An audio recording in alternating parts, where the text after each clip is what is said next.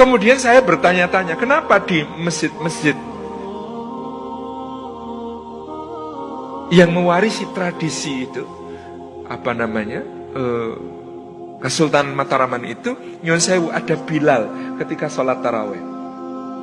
Jadi kalau kita sholatnya 20 rakaat itu tiap 4 rakaat ada penyebutan nama khalifah, penyebutan nama khulafaur rasyidin. Saya dulu pokoknya nganggap saya nesu itu, bid'ah ini. Saya tanya si mbah saya, itu kenapa toh? Kok kayak begitu?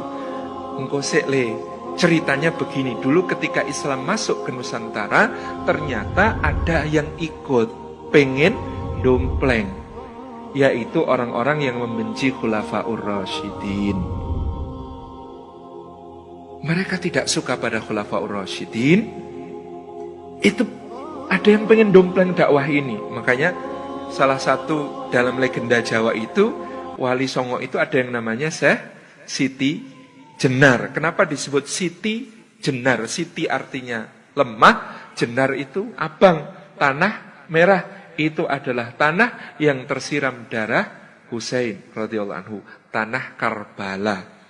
Jadi dia datang juga sebagai seorang mubalik ke Nusantara, berdakwah dan memang dapat pengikut. Di dalam naskah Babat Pangeran Adilangu tentang murid Syekh Siti Jenar namanya Ki Kebo Kenongo yang berkedudukan di Pengging, Boyolali, yang kemudian dituduh bughat, memberontak, membangkang kepada Kesultanan Demak.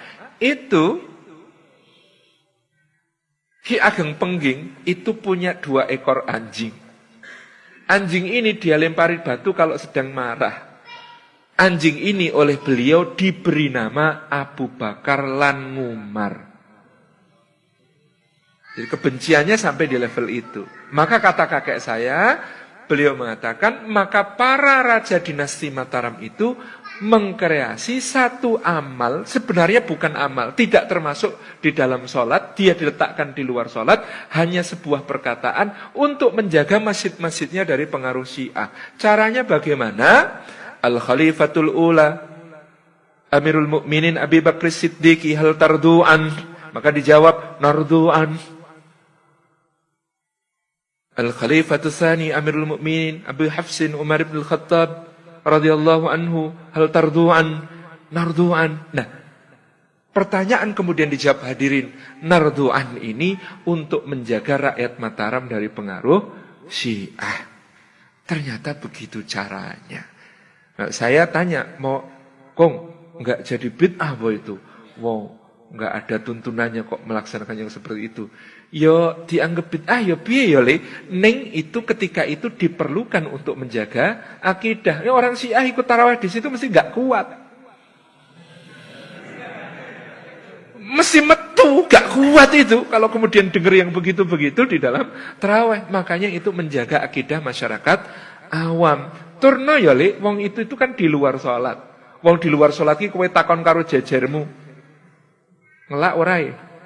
Terus dijawab, mboten. Ngono kuwi ngelak ora e? Ngelak. Ngono ki ora? Nggih pareng. Ha mosok takon kowe rido karo Abu Bakar pora? Ngono kok ora oleh. Lah ya oleh to le.